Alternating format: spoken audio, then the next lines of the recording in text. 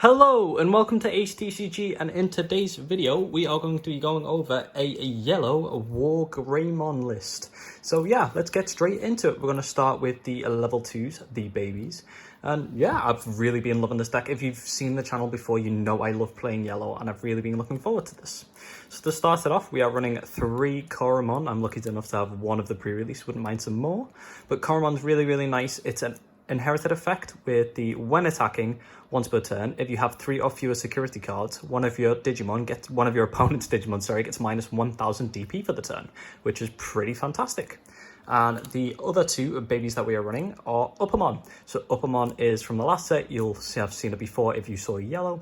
Its inherited effect is when attacking once per turn, if you have 3 or fewer security cards, you trigger draw 1 card. So I really like this split. A lot of us are running these splits because you want to be able to have some draw, but also gaining that minus 1000 can really come in clutch to either help remove some rookies or just ding something down so that your Wargreymon's minus 6k becomes a minus 7k, which can remove a lot more targets.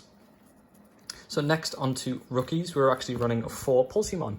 So Pulsemon, yeah, it's a 3 cost on play with 2000 DP, and its effects are on play if you have 3 or more security cards, trigger draw 1, and also if you have 3 or fewer security cards, gain 1 memory. So this is really good early game because it helps you draw cards and get to your pieces. It's really good when you are on 3 security, because you actually get both of these effects. And late game, it's a rookie that you can play for 2, which again is just really nice. Being able to do this and then put a blocker on top can really be clutch and stop from having to give your opponent so much memory, or in a lot of cases mean that you can play even more cards because this costs so little. I love it at 4. A lot of the lists are running like 3 of each of the rookies that I'm running, but I think that's such a crucial card that I like it at 4. Next we have Patimon. So Patimon is a card that you will have seen. This came in the starter deck for yellow in set 1, and we're running 3 of this. So this is the memory gainer Patimon. So its effects are inherited during your turn, once per turn. When an opponent's Digimon is deleted by dropping to 0 DP, you gain 1 memory. So again, this is really fantastic because in this deck you have a lot of way to remove your opponent's Digimon by reducing it. So gaining that memory back can be really useful. Now 4 of this is okay, but I think 3 is perfectly fine. I think it comes up more than enough times, and just having 1 on board when you're doing it can make your costs a lot easier. Really nice. Next, we are running 3 Salamon. So I've been looking for reasons to run this card for a long time, and this is a 3 cost, a 1000 DP, which does suck a little bit, but it has the inherited effect of when attacking, one of your opponent's Digimon get minus 1000. So this is very similar to the Coromon, except this isn't once per turn. So with this, you can swing with your Wargreymon twice and get 2 -1s, which is really good value. Really nice rookie, and I like it at 3 again. It's really solid. I like to be able to draw that. Next, we have Salamon. So Salamon, again, is a card you will have seen last set. It's the on-deletion effect of if you have 3 or fewer security cards, trigger recovery +1. So we're often going to be on 3 or lower security because we self-damage a lot in this deck. So gaining that recovery can really become in clutch and bring up the survivability of the deck. Now, a lot of lists are running 3 or even 4 of this card. I like that too, just because the deck is cloggy and there are a lot of options, but that could definitely change in the future if I see myself self-damaging too much. A lot of the meta right now has a lot of security attack plus, so maybe more recovery will be needed in the future, but for now, from my testing, this seems fine. Next, we're running a new card from BT4, which is Bushi Agumon, a card that has got a lot of attention behind it because it has the rush effect, a rookie with a rush. So yeah, it's a 5 cost rookie, which does suck a little bit, but this can really steal games because your opponent's like stopped you, put enough blockers, but you can use some of your options cards to gain more memory and then swing for game because you have rush, which is really fantastic. Again, some people are running more than this. I think 2 is perfectly fine. I play this deck more as a combo deck now because you're drawing so much of your deck and from your security that you're bound to end up running into the cards that you actually need to get. And to finish off our rookies, 15 rookies in total, I believe we're running. We have a Lucemon. So Lucemon, again, is another card from this set, and it's really darn fantastic. It's a 13 on-play cost, which does stink, but it has DP power of 10,000, which is insane for a level 3. But The reason that you play this card is because it has the effect of, while you have 10 or more cards in your trash, when you play this card from your hand, reduce its play cost by 8. So it becomes a on-play 5 cost, which is nice. And it has the on-play effect of recovery +1. Now, it also has the effects of this Digimon can only Digivolve into Digimon with Lucamon in their names, which we don't yet have. So that's going to be a future thing, I'd imagine. But for now, an on-play cost recovery +1 can really come in clutch with games, and it really helps you get there when you're struggling a little bit. Next, onto our champions. We are running 4 Cheeriomon, and we're running this simply because it cost 1 to Digivolve. We want to be able to climb up a little bit higher. We're running 4 of the new Patimon blockers, which again costs 1 to Digivolve, so we're running that as the same as the Cheeriomon, but this is fantastic because this allows us to run even more blockers in yellow, which you definitely need to do in this deck because you're self-damaging so much. So yeah, we also run 3 Unimon, which is the normal trial deck blocker, which is the 2 cost, and the only difference between these is that this is 6,000 DP and 1 more to Digivolve, and this is 5,000 and 1 less, of course. They both have the same effects of blocker and lose 2 memory on attack. This can be really, really useful because you can play a Pulsamon for 2, play a Pedomon for 1, and you're still on 0 at that point if you have your tamer out to put you to 3. Or you could even play the Unimon there on top of that 2 cost and put your opponent to 1, but have that blocker up and ready to stop your opponent from swinging at you, which is going to happen a lot in this meta. For the reason of a lot of security attack right now, I'm running 4 Angie Woman. So Angie Woman is a 7 play cost, Digivolve cost of 3, DP power of 6,000, and it has the following effect of, when Digivolving, one of your opponent's Digimon gains security attack -2. Really, really strong in this current meta. It can really slow your opponent's turn down. They may be thinking, oh, I'll get some chip damage here, and you being able to stop that little bit of chip damage is really how you're going to win with this deck. Being able to do that to yourself instead of your opponent like swinging with a rookie here and there means that you can actually get even more value from your cards. But the main reason that this card is fantastic in this deck is because it has the inherited effect of, when attacking, if you have 3 or fewer security cards, you may play 1 yellow level 3 Digimon card from your hand without paying its memory cost. Now that means we could play the Bushi Agumon, or we could even play the Lucamon from hand, which is fantastic because it is a yellow level 3. Playing the Bushi can sometimes, again, lead to you robbing a victory with that because you swing with this. Underneath the Wargreymon, you're able to summon it. But what's good about this is it's not once per turn, and it works perfectly with Wargreymon because you self-damage to get down to 3. Next, we're running another card that has came out in this set. We're running 3 Warground.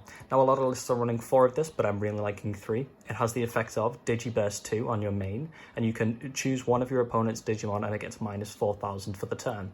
Now, the reason I'm running 3 of this is because I just feel like your inheritables are very important in this deck. With some of the rookies that I'm running, it really hurts a little bit to get rid of them. I don't want to ever do that too much, but there is a really good play where you minus an opponent's Mega by 4, and then you can go into /Angiemon and minus it by 8 and remove it, which is really, really useful, and again, can really help us get there, and we want clean ways to remove our opponent's cards. To finish off our ultimates, we're running 2 Angie Woman. From the starter deck, this is the Recovery Angie Woman, which has the when Digivolving effect of, when you have 3 or fewer security cards, trigger recovery +1. So as mentioned, we're usually going to have 3 or fewer, so this can be really, really helpful if our opponent's still aggro. Being able to swing, do all of our things to gain the extra value while self-damaging, and then going into an Angie Woman as well, can mean that we have even further survivability and even more value. I like 2 of it for now. Next, to the bread and the butter of the deck, Wargreymon. So this is our level 6 Mega now. We are actually running 4 of it. Some lists are actually running a little bit less, but I do think this is the main card that you want to be going into. I've seen a lot of lists running 3 Wargreymon and 3 Slash, and to be honest, that might actually be something that I look at in the future. But for now, I think Wargrey is really, really strong to be able to draw early and just do that damage in as soon as you can. So its effects are, when attacking, once per turn, you may add the top card of your security stack to your hand to unsuspend this Digimon and have one of your opponent's Digimon get -6,000 DP for the turn. Really, really strong, and this is fantastic with the new rules. That means that your opponent can't block this because you get turn priority, so you can swing at security, -6 your opponent's blocker so they can't block it, and restand. So you're doing a security attack, getting rid of a blocker, and then just doing bits. With the inheritables that we also gain from our rookies, you can turn the 6,000 into 7,000 or even 8,000, which means those pesky Angie Womans, for example, that cost 7, that have 7,000 DP, or the Warground ones that have 7, for example, are removed, which is really nice because a lot of ultimates actually have 7,000 base. Some even have 8, so it's nice to have those. Next is the card that we were just talking about, which is Slash Angemon. This card is really insane in this set and even stronger next to. It's a simple effect of when digivolving, one of your opponent's Digimon gets minus 8,000 for the turn, and this works perfectly with the Warground that we were talking about before. But even it's just very strong to remove ultimates, and you can remove Omnimon with this card because you use it, and then you can swing into the Omnimon if it's rested, which is really nice. Same with Chaosmon, which is a thing that I actually see myself doing a lot with this card.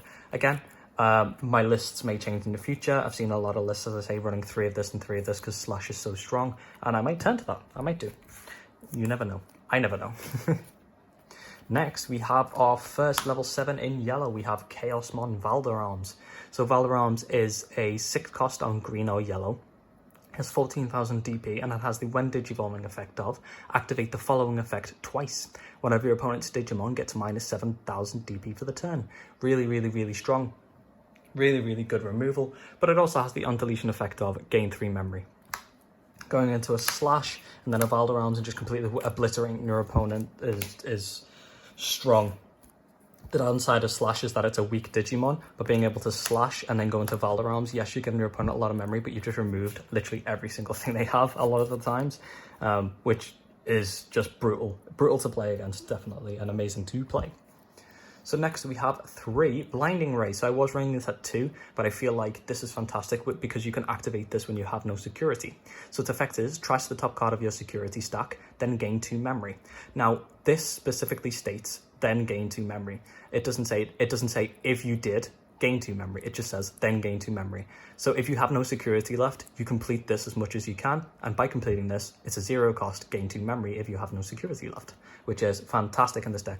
You swing with Wargrey, got rid of your last memory, activate 3 Blinding Rays, activate 2, which I've done a lot, and just be able to do a lot of things.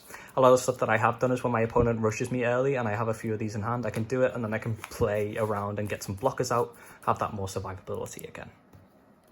To finish off the list, we have a card that you will have seen in every single yellow list since this card came out. This is TK Takashi. This is still by far the best tamer for yellow. It's the memory tamer, so if you have 2 or less memory, set your memory to 3, and the on-play effect of look at your security stack, then reveal one card in it and add it to your hand. If that card is yellow, trigger recovery +1. Fantastic in this deck, really, really good. It's nice to add a Blinding Ray as it has no security effect. It's nice to get your Wargreys if you're struggling to get there. One thing to watch out for is Valderarms is a white card. You will self-damage yourself if you take the Valderarms. Make sure you're aware of that. That can cost you games in tournaments. But overall, still a very, very strong card. And that's the list. That is our Wargreymon list. Let me know what your favourite deck is for BT4. I'd really like to know. And if you haven't already, subscribe to the channel, leave a like. That's over. And I hope you have a fantastic day. Thanks.